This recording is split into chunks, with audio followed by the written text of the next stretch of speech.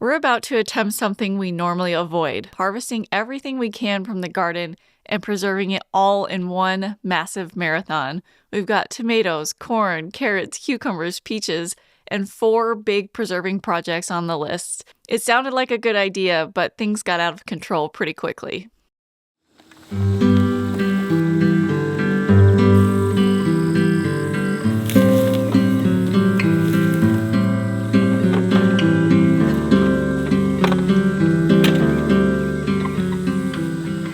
So we are prepping to do a huge preserving marathon.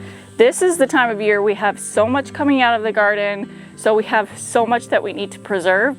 Usually I like to do just a little bit of preserving each day, but last year we did a marathon preserving day and it worked out so well that we're going to do it again this year. So we're going to do all of our harvesting today, all of our preserving tomorrow, because it's too much to try and do all in 24 hours. Overall, the carrot harvest is looking pretty good. We did run into a few issues with the carrots. One of them is that I didn't realize one of our drip lines had broken at the top, so this area wasn't receiving the water that it should have been. So several of these carrots are split, some of them are small. Luckily, we are just a homestead, so none of these need to be sold or look pretty.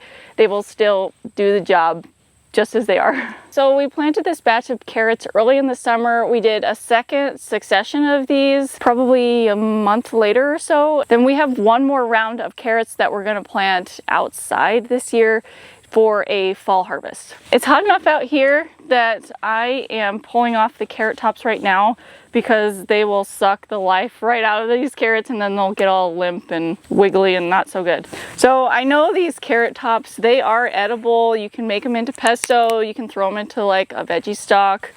Today, with how busy we are with other stuff, this is one thing that I just don't want to deal with. It's going to act as a mulch for the time being, and honestly, that is going to serve us a lot better than trying to make the tops into something else. We actually don't really like carrot top pesto. We prefer like the regular basil kinds. So I was just harvesting some cucumbers and I literally touched the tail of a little baby copperhead snake in the cucumbers. And so it kind of freaked me out a little bit. There's years that we don't see any copperheads and then there's years we see multiples. And this is definitely one of those years where they're out. So I'm trying to get it out of the garden so we can finish the cucumbers. But if we can't do that, we'll probably just come back later and do this another day. Because we mentioned last video that one of our children was bitten by a copperhead quite a few years ago. And I still vividly remember the screams and the pain that he was going through. I could tell that was the most excruciating pain he has ever been through. Oh, he was tiny. Yeah.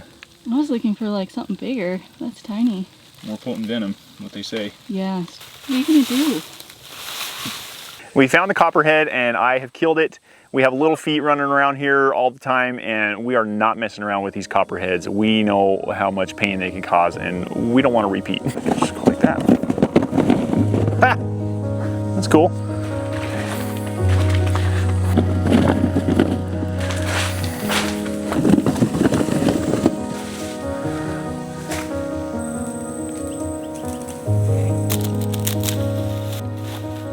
Our marathon preserving day is definitely preceded by a marathon harvest day. And I forgot how much time harvesting takes when we are doing it all at once. Normally we do it just a little bit at a time, kind of the same way we like to do our preserving. This is definitely out of the ordinary. So we've already been out here for several hours harvesting and we are ready to move on to harvesting our tomatoes and our corn. A few of my older kids are working on harvesting the corn, but at the same time, they are also checking for any ears of corn that are over mature. And we are gonna save seed from our sweet corn this year. So they are going through and kind of peeling back the corn a little bit to see how it looks. And if they look good, they are marking them with tape so that we can save those ears of corn for seed.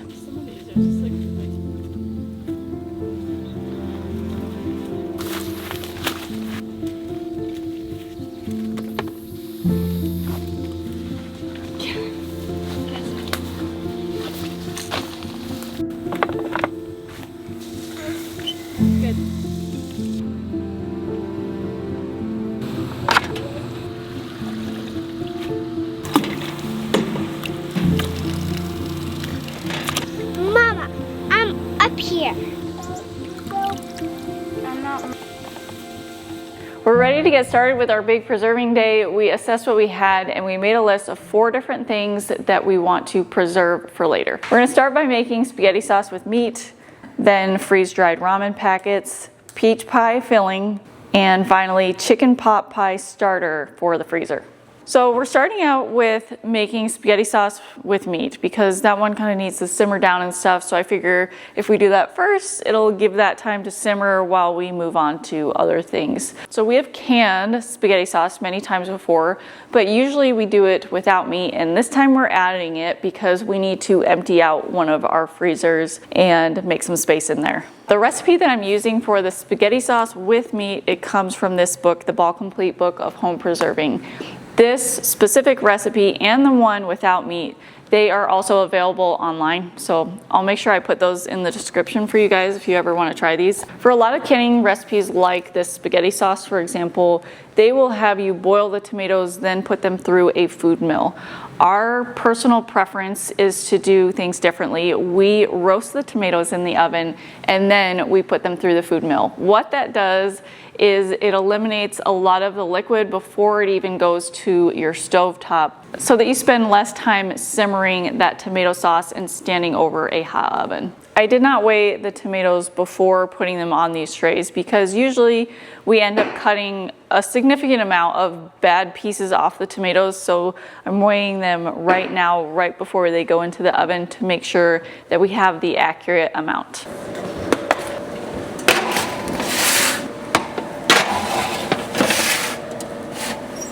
Kane did a great job chopping up all of our celery. Faster. Now we're moving on to chopping up the onions and the garlic, and I figured just to save time, we are gonna chop everything up in the food processor because it's way, way, way faster. For this meat, we are using a combination of sausage and ground beef. That's just what we do normally when we have spaghetti. The recipe says ground beef, but it says you can use sausage if you want. So the big thing is just after we're done browning this, we have to drain off any excess fat. That just makes it so the jars can seal better because if you have a lot of fat in there, that can bubble up and it can cause some seal failures. Okay. We finished browning the meat and moved it into a bowl. The recipe actually says to throw your veggies in with the meat and saute it all together and then add the tomato sauce over the top.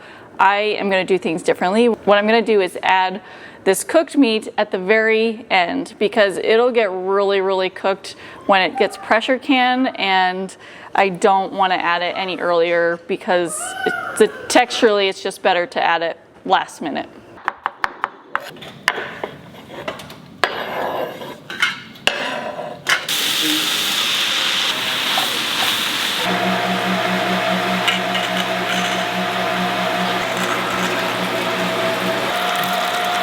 So it's almost 5 o'clock and we just got the big pot of tomatoes on the stove so we can boil that down and get it ready to can. So we're running a little bit behind. I've told Becky that this is probably not a marathon anymore and it's more of an ultra marathon or one of those long Ironmans, relay races, call it whatever you want. This is going to be a multi-day event.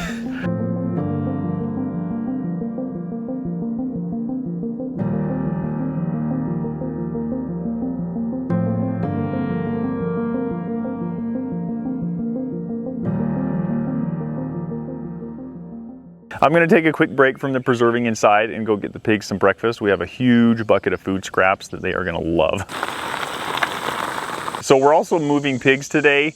They've spent long enough in their training area that I have. They're trained to the fence, they respect that, and so we're going to move them over into a more open area where I still have electric fence, but I don't have all the hog panels to really keep them in. We're so nervous. That's good.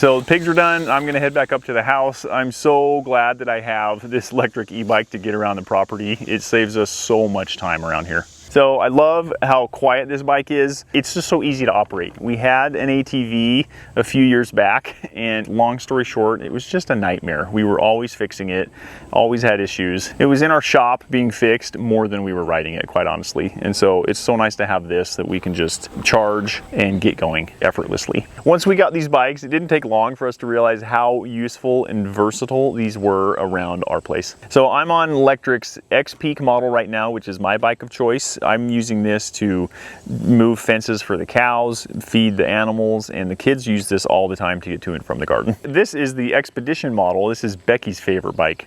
It has a nice carrier on the back to bring food in from the garden in our harvest baskets, and our little toddlers cannot get enough of riding back here to and from the mailbox. Whenever I or Becky get on this bike, they are running to get on here too. So if you want to learn more about electric e-bikes, we'll leave a link down in the description for you to check them out. Last night I put in a few of the spices and seasonings. I already put salt in here, but I still have a couple more to go. So I'm adding some brown sugar, which is just, these are all the things that are already in the recipe. The only thing that isn't is I am adding a little bit of basil to this. The last thing here is adding in the meat to this. We're gonna stir it, and then we will make sure it's up to temperature and start loading it in the jars. So last year when we did our preserving marathon, we actually managed to finish 4 different projects in one day. So going into this, I think I had the same expectation. What I didn't really account for was how different the projects were. Last year, everything we chose was fairly quick and none of it required canning. This year we have 2 canning projects on the list, and the spaghetti sauce alone was a huge undertaking. So this is where our timeline really started to fall apart. Since this recipe has meat in it, you definitely need to process it in the pressure canner. So the recipe I'm using, it says to pressure can them for 70 minutes, and since we are above 1,000 feet above sea level, that means I need 15 pounds of pressure on my weighted gauge here. So this was day 2 of our preserving ultramarathon, and I just wanted to get this spaghetti sauce canned as quickly as possible. So we are loading up our second pressure canner to be able to process it at the same time as the one indoors. Up next, we are making a freezer chicken pot pie starter. It's coming from this book, Freeze Fresh Meal Prep. I am gonna change a couple of things just because we have a few different ingredients. Like we still have some garlic scapes that I need to use, so I'm gonna put them in this pot pie starter as well. My goal is to make at least a 6x batch of this so that we can have all of the veggies prepped for 6 chicken pot pies whenever we want to make them throughout the year. So I'm having Kian chop up the onions. He is not bothered by the onions. They don't make him cry, and he's really good at chopping them up. So at this point, we are just doing a lot of slicing and dicing, and anything that can make this go a little bit faster, I'm gonna try. So I'm going to experiment with taking these garlic scapes and chopping them up in the food processor to see if that's faster, because it just takes a really long time to chop these up by hand. When we planned out this marathon preserving day, we intentionally chose a couple of projects that used a lot of the same ingredients so that we could save some time. The chicken pot pie starter and the ramen packets both used carrots, corn, peas, and garlic scapes, so we were able to prep most of those vegetables all at once and then divide them between the 2 projects. That way we weren't washing, chopping, and prepping the same ingredients twice. So the first step in this is to saute the onions and the celery. I am going to weigh how much we have, and I'll explain why I'm doing that in a second. So we ended up having to weigh everything for a couple of reasons. One is because we were both adding ingredients and substituting ingredients. And in this recipe, it says to use like 3 carrots, and our carrots were smaller, so I knew that they weren't like the right size. Same thing with the celery, we had smaller. So what I ended up doing is I looked online at like the top 3 chicken pot pie recipes, and all of those top 3, they had almost the exact same amount of vegetables in them, and that was 12 ounces. And now what we're gonna do is saute the onions and the celery. That's what's next. And then we're gonna add the carrots and the corn, and in this recipe it says to add the green beans as well. And we are not going to do that until the very, very end because what we're adding is already blanched and cooked green beans. So they are just like ready to roll in this chicken pot pie. So I don't need to do this little pre-cook thing. And at the very end, I'll just mix everything together. We're gonna add some seasonings to this. I'm gonna add salt, pepper, and another one that isn't in this original recipe that I'm adding just because we like it is just a little bit of celery seed. We're also going to add sage, rosemary, and thyme. So the veggies for the chicken pot pie starter, they are all cooked and ready. We still need to combine our green beans and peas that we already blanched and stuff. They're on the side, but I'm only going to combine those together once everything has kind of cooled down. In the meantime, while we're waiting for that to cool down, we're going to move on to making our ramen noodle packets. This is going to be our take on the quintessential college food, or the most nutritionally absent food probably on the planet, ramen noodles. So we like these. I spent a lot of time in Asia, so I tried a lot of good ramen, and then I came back to America, and we have what we have here. I'll just leave it at that. So the first two vegetables in here are going to be carrots and corn. We're going to blanch those so that they freeze dry better and reconstitute better. So then we're also putting in some mushrooms that Kian had sliced for us, some garlic scapes, and some parsley. There's obviously more vegetables that you can add if you were doing this yourself, but this is what we have right now, so this is what we're using. Oh yeah, can't forget, we're gonna add peas too. These have already been blanched and frozen, so we're just gonna thaw them and immediately freeze dry them. So kind of the side goal for this is to make these nutritionally packed, because we're using our own vegetables from our garden, and make this stuff taste so good that even Becky is gonna wanna try this. She doesn't really eat ramen right now just because it's highly processed and it's just really hard on her. And so I would love to be able to make a nice batch for her with these vegetables in the packets, our homemade noodles when we do this, and get her to enjoy ramen noodles a little more. Now we're ready to put all these vegetables on freeze dryer trays. So we were doing pretty good fitting everything on these small freeze dryer trays. Then I remembered we had a bowl of carrots that we had to add on here too. So with mushrooms, peas, carrots, and the garlic scapes, we're gonna need bigger trays. So I got these big guys out, then everything's gonna fit, gonna have plenty of room, and they should probably dry faster too. When it comes time to cook these for dinner or lunch or whenever, we will also add fresh vegetables that we have in the garden in season, like bok choy, spinach, and anything else that can go in this. I'm putting the lids on these so I can stack them and put them in our freezer.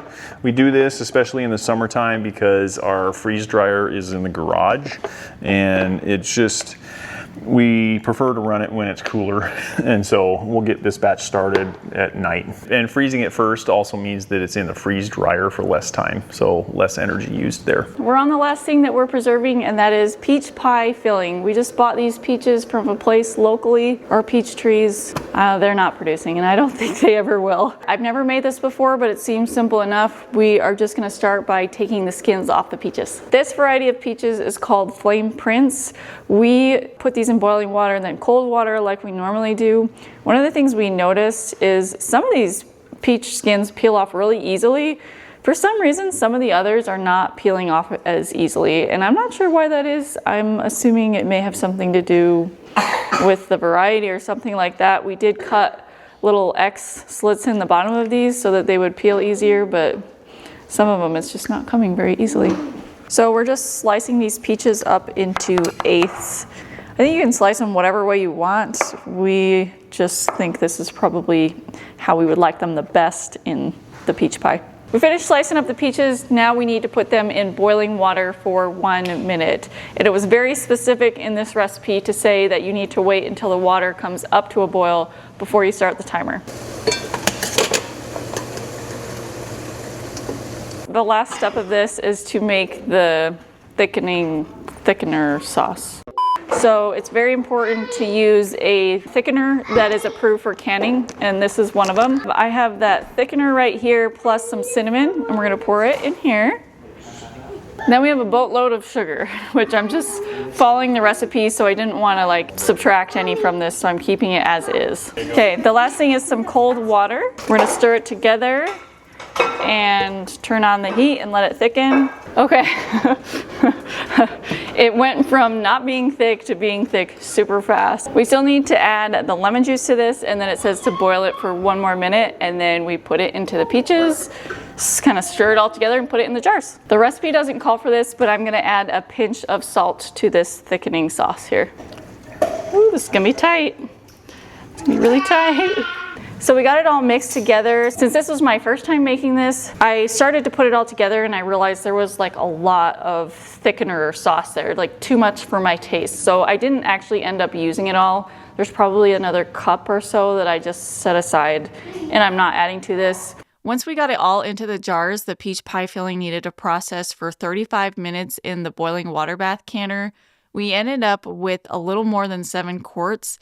And 7 is all that will fit in our canner at one time. So that actually worked out perfectly because everyone had been smelling this peach pie filling while we were making it and really wanted to try it. So we took the extra filling, probably about a quart worth, and instead of saving it for another canner load, we made a pie right then and there so we could actually taste it and see if this was a recipe that we wanted to make again next year. We've been so focused on preserving all of the food that we picked that I have not come outside and done like a thorough check or anything like I normally do.